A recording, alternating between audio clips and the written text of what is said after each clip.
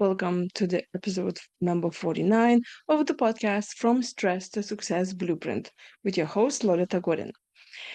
And this week I did a survey on LinkedIn and I asked what is the majority of professionals are dealing with? Where's the majority of this stress is coming from?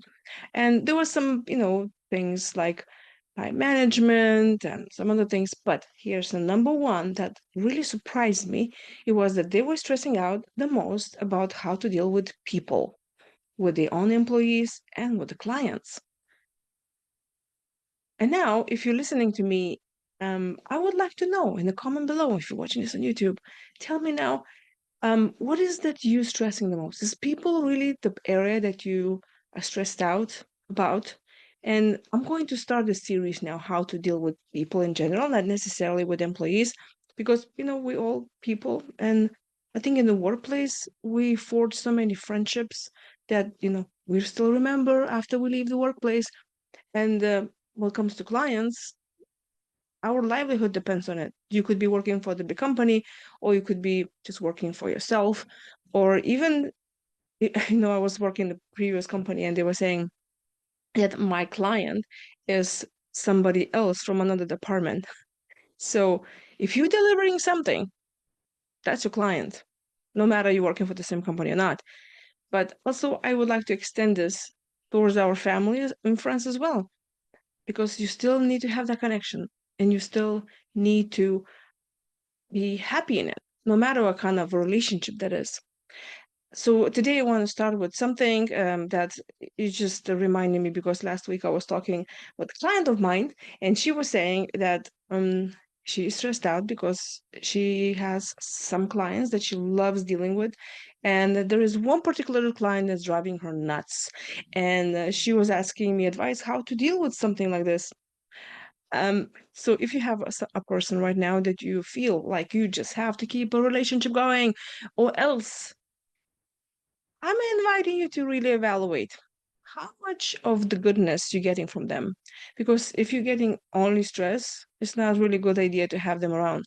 And you're probably saying, okay, yeah, well, how are you going to deal with a family member? For example, there is someone that constantly stresses you out in the family, then have boundaries. Talk to them less. Don't go and hang out with them because you know you're going to be stressed out. Keep distance. What comes to friends, they shouldn't be your friends. If they, I understand in some, any relationship, there could be some conflicts and that's how relationships grow. But if you're constantly getting stressed out, you're constantly being bullied and put down, and it just doesn't work for you, those people got to go from your life. They do. Now, if that's a client and you're thinking, well, hello, I need to pay my bills. I have to, you know, deal with everyone. I cannot just discriminate people. Yes, you can. Have you seen those um businesses that have a sign by the door and it says, what's it called? No shoes, no pants, no business, something like that. Um, it's the same works for you. And if you're thinking, oh no, no way, okay, fine. Let's just do this.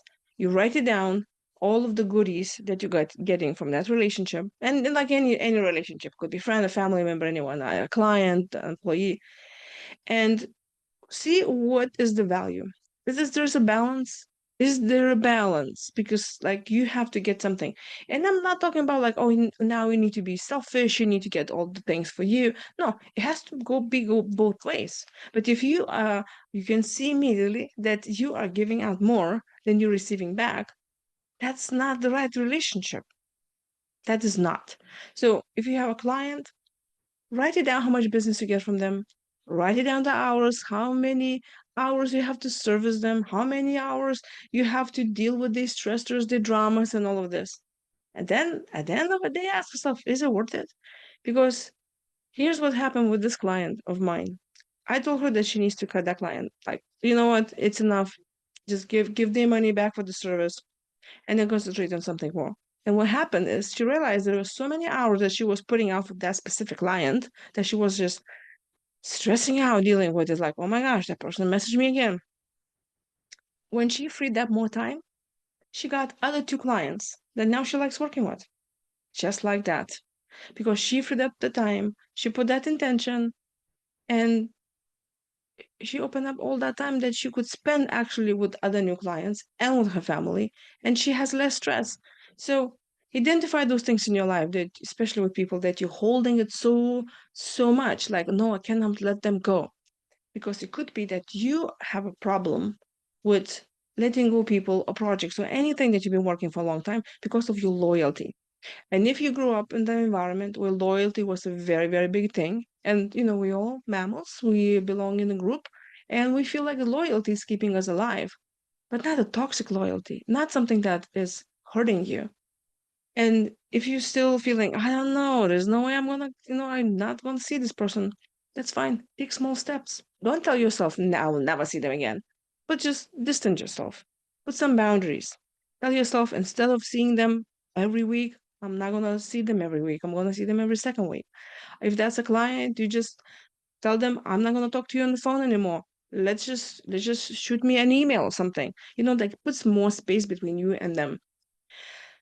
I hope that was helpful. Leave me a comment below and tell me, do you agree with me? Do you have any people in your life right now that you're already thinking that you can put space and boundaries, um and so if you have more questions, or you have a topic that you would like me to talk about, leave me a comment, message me, and I'll be very happy to help you out. So until tomorrow.